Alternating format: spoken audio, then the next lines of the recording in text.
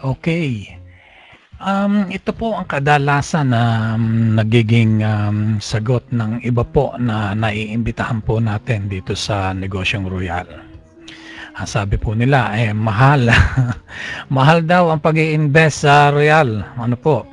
So, ang katanungan dito, mahal nga ba ang mag-Royal? So, depende po yan. Depende po yan sa anggulo kung saan po ninyo tinitingnan ang negosyong Royal. Kung ito po ang tingin ninyo dito ay isang gastusin, mahal po yan. Ano po, kung ito po naman ay titingnan ninyo doon sa anggulo na isang hanap buhay, ito po na ang pinakamura na negosyo na nalalaman ko. So meron pong paraan, iba't ibang paraan para maging membro ng Royal. So pwede po kayong maging membro sa pamamagitan ng ating product pack na nagkakahalaga ng isang 8,880 at 14,490. So ito po ay tinatawag natin one-time investment. So yung 8,880 ay meron pong corresponding mga products yan. Na pag ibinenta mo, mababawi mo yung puhunan na 8,880 at tutubo ka pa. So balik puhunan na agad, Kaya invest mo pa lamang, whether ibenta mo to o hindi, tubo ka na. Bakit? Kapag binenta mo, tutubo ka. Kapag ginamit mo, nagamit mo ang produkto. Hindi nasasayang. Yung isa po naman is 14,490. Ang pinagkaiba po ng dalawa is mas marami siyempre yung produkto ito. At ang benefits na may bibigay sa inyo nito ay mas marami. Again, ito po ay one-time investment. Ano po? So, ito po ang mga laman ng 8,880. Makakapamili po niya from option A hanggang option C. Na merong depende po yan sa inyong pangangailangan at depende po rin yan sa inyong mga kliyente. Kung ano po ba ang mga gusto ng inyong mga magiging kliyente. Just in case na nagustuhan ninyo na pumunta sa direct selling. Okay, ito po naman yung sa Supreme. Ito po yung sinasabi ko po, mas maraming produkto na laman. Ito po ay nagkakahalaga ng 14,490 pero kapag ibinenta mo ang mga produkto nung yan ay nagkakahalaga ng 16,100. So that is more than 100% ROI or return of investment. So bawi ka na agad. So ito po sinasabi kong ito ay ayon do sa anggulo na ang tingin mo dito ay hanap buhay. Ngayon po, ito po ang magandang katanungan. Ano po ba ang mobile phone na hawak ninyo? So, ibig sabihin, ang mga mobile phones po ngayon ay nagkakahalaga ng mga 10,000 to 40,000 pesos. Siguro mas mataas pa, depende sa ganda, kung gaano ka modelo yung inyong cellphone. So, ibig sabihin, do sa produkto po natin na 8,880 or 14,490, mas mahal pa ang cellphone. Na ating binibili o ating ginagamit na hindi naman nakakapag-akyat ng pera. Ngayon kung ang cellphone ay nagkakahalaga ng 40,000, mahal po ba ito o mura? So para sa isang anggulo po na ito ay pagkakagastusan, ito po ay napakamahal ng 40,000 or 10,000. Kumpara po doon sa hanap buhay ng Royal na mag-aakyat sa iyo, mag-aakyat sa iyo ng hanap buhay. So yung iba po ay nakakabili ng mga makabagong kagamitan kagaya po ng mga PlayStation o Xbox 360 na alam po naman natin na napakamahal ng mga produktong ito. Ang iba po naman ay nag-i-engage sa pagbili po ng mga bags, mga jewelry, sapatos. Hindi naman po biro ang halaga. Yung iba po, kagaya sapatos, meron nagkakahalaga ng 7,000 to 8,000 pesos. Meron pong relo nagkakahalaga ng pinakamababa ng 15,000 pesos hanggang pataas. Meron pa nga milyon, especially mga bags. Ayan po naman ay hindi po sinasabi natin na tikisin natin ang sarili natin kung meron naman tayong pambili. Pero ang sinasabi ko lamang po dito ay ang comparison ng kung ano nga po ba yung tinatawag na mahal at kung ano po ang mura. So ang mahal o mura ay depende po yan sa paggagamitan. O halimbawa meron po kayong pera. Ang inisip mo, bakit naman ako magnenegosyo pa sa Royal? Di time deposit ko na lamang. Pero again, ang tanong po dito ay yung return of investment. Gaano bang iakyat sa iyo ng pera kung ito ay ilagay mo halimbawa sa bangko? Dahil ang time deposit right now sa bangko ay nagkakalaga ng 1.125% per year.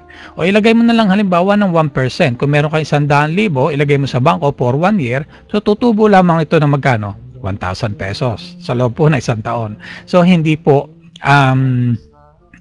wise, ano, na ang ganito mga investment. So ano pa yung pwede nating kagaya po ng business franchise. Yung iba po ay nagpa-franchise na negosyo. Yung iba po ay nagtitinda ng mga gulaman, nagtitinda po ng fishball, o nagtitinda po ng ibang mga seafoods or mga mani. So nagkakalaga po ng 20,000 to 100,000 para bilihin mo lamang yung pangalan ng negosyo. Ano po, yan po ay malaking puhunan. Ang mabigat po nito, ito ay kailangan ninyong bantayan. Kailangan po ninyong bantayan. At kung gusto mo ng maraming pwesto, at ang franchise ay nakakalaga ng 20,000, kung gusto mo ng 5 pwesto, so kailangan mo ng 100,000. So hindi po fix. So the more na marami kang franchise, the more na malaki ang iyong gagastusin. Or mamili ka na lang, wag ka na lang magnegosyo, bumalik ka na lang uli sa dati mong trabaho. Pero again, ang trabaho po natin ay hindi po natin masasabing sigurado dahil lagi po sa araw-araw ay may pagbabago. Depende po yan sa kung gaano kalusog ang negosyo na inyo pong pinapasukan. At kung gusto po ninyong kumita ng mas malaki, ay kinakailangan po ninyong magdagdag pa ng oras. So, yun po ang tinatawag nating overtime. Sa pagtatrabaho po, ang puhunan po natin ay ang ating oras at ang ating kalusugan. Yan po ang malupit na katotohanan. Now, yung sinasabi ko pong Royal Business ay ginagawa po ito ng part-time para sa mga kagaya natin mga empleyado na. Until such time na na-establish na natin ang business, nasa sa inyo na po kayo kung mamimili kayo kung gusto po ninyo itong gawing part-time or full-time. Siyempre, the more na mas mahaba ang oras na ibinibigay mo sa negosyong ito, ay mas malaking halaga ang pwedeng iakyat sa iyo ng hanap buhay, kagaya po ng mga checking ito. Mapapansin po nito, ito ay noong 2013, noong September 19, ang kinita po ng taong ito is 1.1 million. At noong after a week, ay kumita na naman siya ng another 113,000 pesos. This is more than 1,000 times return of investment sa halaga pong 14,490.